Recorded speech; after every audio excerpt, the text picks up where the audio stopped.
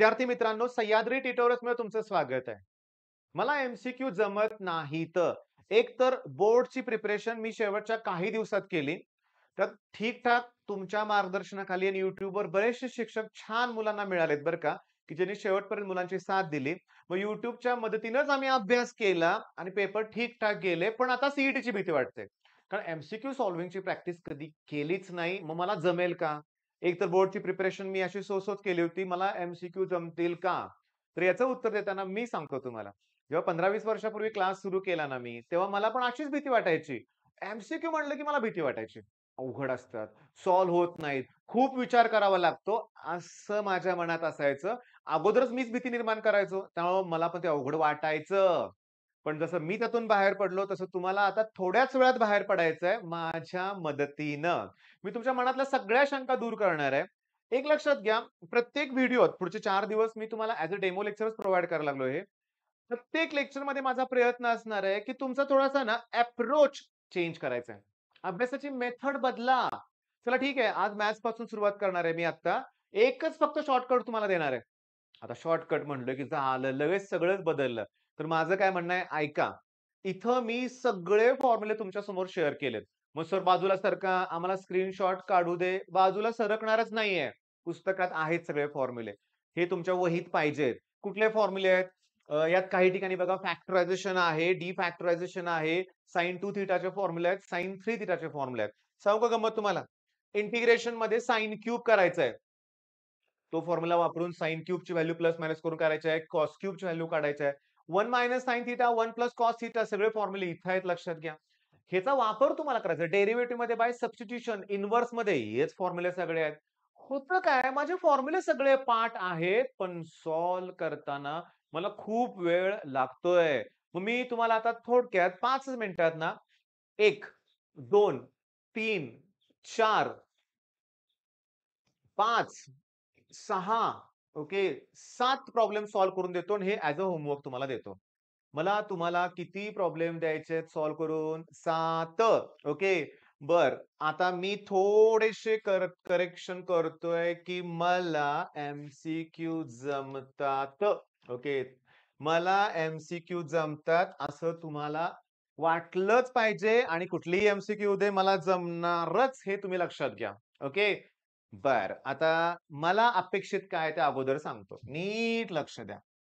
sin 60 ची value जर तुम्ही लक्षात ठेवली, तर बाकीच्या सगळ्या व्हॅल्यू तुमच्या लक्षात राहतात. कसं सांगू का तुम्हाला मी, की sin 60 ची व्हॅल्यू किती रे बाळांनो? √3/2 ना. मग cos 60 ची √3/2 नाही येणार. मग ती 1/2 येणार. आता cos 60 ची जर व्हॅल्यू 1/2 असेल, मग cos 30 ची 1/2 कशी येईल? ती √3/2 येणार. आता sin 60 झालं, आता sin 30. आता sin 30. मग cos 30 चं √3/2, sin 30 1/2. बस 4 व्हॅल्यू लक्षात आल्या की नाही? टॅनच्या व्हॅल्यू मग tan 45 ची व्हॅल्यू 1 पण tan 60 √3 ओके. tan 30 त्याचा रेसिप्रोकल 1/√3 tan 45 ची व्हॅल्यू 1 sin 45 cos 45 ची व्हॅल्यू 1/√2 हे आल्यानंतरच तुम्ही प्रॉब्लेम माझ्याबरोबर सॉल्व्ह करायला सुरुवात करायची. हे येतायत का व्हॅल्यू पहिला मला सांगा. इमिडिएटली आठवतात का तुम्हाला? नाही आठवत? टेबल काढावं लागतंय. ठीक आहे, एक्झाममध्ये सुरुवातीला एकदा टेबल काढून ठेवा म्हणूया आपण. पण किती वेळ चालणार आहे हे? नाही चालणार तुम्हाला. अलाउड नाहीये. तुम्हाला ह्या व्हॅल्यू तोंडपाठ आणि ॲक्युरेट पाहिजेत. सुरुवात करूया? चला सुरुवात करूया पहिल्या प्रॉब्लेमला. पहिला प्रॉब्लेम मला ना हे प्रूव्ह दॅट करायचं आहे, पण सीईटीत असं नसणार आहे. सीईटीत काय असणार आहे? तर सीईटीत असणार आहे ह्याची व्हॅल्यू एका ऑप्शनमध्ये कुठेतरी सेक असणार आहे. आता मी सांगतो ती मेथड बघा. त्या सगळ्या प्रॉब्लेममध्ये या टाइपच्या प्रॉब्लेममध्ये तुम्ही थीटाची कुठलीही व्हॅल्यू घेऊ शकता हे लक्षात घ्या. मी थीटाला अझ्युम करणार आहे 60. मग मी आता एल-एच-एस लिहितो. एवढं डिटेलमध्ये कोण लिहिणार आहे? तोंडी करणार आहे आपण. पण बघा 1 प्लस tan 60 सांगा √3. tan आता 60/2 म्हणजे किती 30. मग tan 30 किती? 1/√3 कॅन्सल. 1 आलं 1 प्लस 1 2. मग ऑप्शन असा शोधायचा की त्याची व्हॅल्यू 2 आली पाहिजे. आता cos 60 लिहिलं होतं ना मगाशी व्हॅल्यू. cos 60 किती? 1/2 त्याचा रेसिप्रोकल सेक असतो. मग सेक 62 येणार. झालं की आन्सर मिळालं. समजलं का? काहीही ट्रिग्नोमेट्रीचे फॉर्म्युले न वापरता आपण सॉल्व्ह करूयात दुसरा प्रॉब्लेम. ओके. हे ट्रायंगलमध्ये आहे बरं का, की A plus B plus C equals to 180 दिलंय. मग A आणि B आणि Cच्या अशा कोणत्याही व्हॅल्यू घ्या, ज्यांची ॲडिशन 180 आली पाहिजे. 30 60 90 घ्या, 45 45 90 घ्या, पण मी 60 60 आणि 60 घेणार आहे. मग मला सांगा 62 जा 120, 62 जा 120, यालाही कॅन्सल झालं. साइन 120 फक्त उरलं. साइन 120 120 म्हणजे 90 प्लस 30 म्हणजेच ती व्हॅल्यू 90 प्लस म्हणजे साइनचं कॉस होणार. कॉस 30 ची व्हॅल्यू √3/2 बरोबर ना बाळांनो? √3/2. चला, मला LHS ची व्हॅल्यू मिळाली. मग मी ऑप्शन मध्ये शोधणार कुणाची व्हॅल्यू √3/2 आहे. चला, इथं आता आपल्याला दिलेलंच आहे. सांगा एला काय म्हटलं आपण? 60 ना? cos 60 1/2, cos 60 1/2, sin 60 √3/2. याला हे कॅन्सल आलं का? √3/2 झालं का मॅच? तुमच्या लक्षात येते का? नाहीतर हे सोडवणं एवढं सोपं नाहीये. फॅक्टरायझेशन वापरा, साइन सी सोपं आहे. सोपं आहे.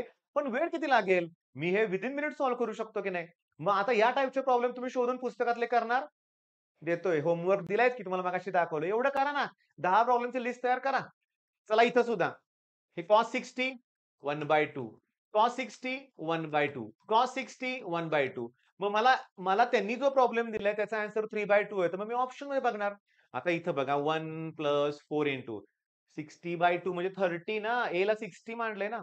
मग 60/30 मग sin 30 1/2, sin 30 1/2, sin 30 1/2. 2 to the 4 ला 4 कॅन्सल. मग 1 + 1/2 क्रॉस मल्टिप्लिकेशन करा 3/2 झालं की मॅच. म्हणजे अशा रीतीनं हे जे प्रॉब्लेम आहेत ना, चला 1 मिनिट आता सीईटीतला MCQ आहे. मी तुम्हाला काय सांगितलं? Raise to 4, raise to 2. अरे बापरे! अरे पानभर लागेल. काही नाही. मी या ठिकाणी साइन आणि कॉस असेल ना, तर एक्स व्हॅल्यू 0 पुट करा. sin 0 ची व्हॅल्यू 0, sin 0 ची व्हॅल्यू 0, sin 0 ची व्हॅल्यू 0. Term cancel. cos 0 ची व्हॅल्यू 1. पण 1 रेज टू काही करा, आन्सर 1 येतंय. मग 1 * 3, 3 शिल्लक. 1 * 6, 6 शिल्लक. 1 * 4, 4 उत्तर 13 येणार. मी चेक केलेत आन्सर. ॲक्युरेट आहेत. कसं वाटलं सांगा? बरं, माझ्याकडे भरपूर फॉर्म्युले आहेत ट्रिग्नोमेट्रीचे. 10च्या आसपास ट्रिक्स आहेत. शॉर्टकट्स आहेत. मज्जा येणार आहे लक्षात घ्या. खूप अवघड प्रॉब्लेम पण आरामात सॉल्व्ह होतायत. हे बघा, इथं बघा. आता थांबा. हा JEE मधला प्रॉब्लेम आहे.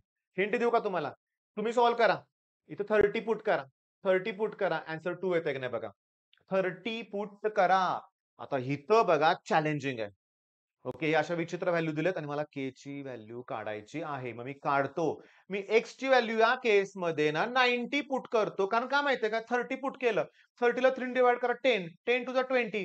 20 कुठं स्टँडर्ड अँगल आहे. कळालं का? बरं. मग आता नीट लक्ष द्या. 90 पुट केलं ना काय आलं? 90 ला 3 डिवाइड करा 30. 30 to the 60. cos 60 1/√3 plus tan 30 1/√3 म्हणजे मला 2/√3 मिळालं आणि ती व्हॅल्यू कोसेक कितीची आहे? तर सांगतो. sin 60 किती? √3/2. मग कोसेक 60 ना, मग हे 60 पाहिजे. म्हणजे kx/3 = 60 आलं पाहिजे. इक्वल टू बरं का. Equal to okay. Equal to ठीक आहे. इक्वल टू किती आलं पाहिजे? 60. पण ह्याला तर तुम्ही 90 पुट केलं ना. मग 90 ला 3 डिवाइड 30, 30 डिवाइड करा 2 आन्सर येणार आहे. ऑप्शन करेक्ट आहे.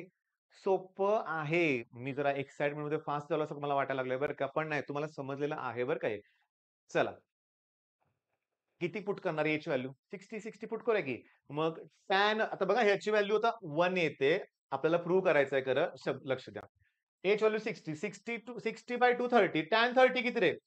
1/√3 इंटू 1/√3. परत 1/√3. हे कुठनं आलं कळालं का रे तुम्हाला? मी A, B, C ला 60 का पुट करतोय? ट्रायंगलचं गणित आहे. A + B = पाय दिलंय 180. मग तसं पुन्हा 1/√3 इंटू 1/√3. 1/3, 1/3, 1/3. डिनॉमिनेटर सेम आहे. 1 + 1 + 1 3/3. आलं का 1? आलं का 1? हे काय पाठ-बीट करायचं नाही. इथनं पुढे लक्षात घ्या. व्हॅल्यूज पुट करायच्या. मग हा होमवर्क करताय का सगळा? व्हिडिओ पॉज करा. मी जरा थोडंसं झूम करतो वाटल्यास थोडंसं. ओके. पुस्तकातलेच प्रॉब्लेम आहेत रे. A, B, C ला 60, 60, 60 पुट करा आणि मग LHS आणि RHS इक्वल होतंय का बघा. येणार आहे, इक्वल होणार आहे. मग आता नेक्स्ट व्हिडिओमध्ये मी तुम्हाला फिजिक्सचे पण कसे प्रॉब्लेम सोपे आहेत ते सांगेन. केमिस्ट्री पण सोपं आहे. MCQ येत नाहीत हे डोक्यातून काढून टाका. पद्धत बदलावी लागेल लक्षात घ्या. फिजिक्स, केमिस्ट्रीचे स्ट्रेट फॉरवर्ड पुस्तकातले प्रश्न असतात. केमिस्ट्री मधले तर आहे तसे असतात. फिजिक्स पण पुस्तकातल्या फॉर्म्युल्यावरतीच बेस्ड क्वेश्चन असतात. त्यामुळे आता वेळ घालवायचा नाही. आणि आपल्या ऍपवरती तुम्ही क्रॅश कोर्स जेव्हा बघाल तर डेमो लेक्चर्स दिलेले आहेत का चेक करा. फ्री कंटेंट नक्की असेल ते बघा आणि अभ्यासाला सुरुवात करा. ओके. All the best.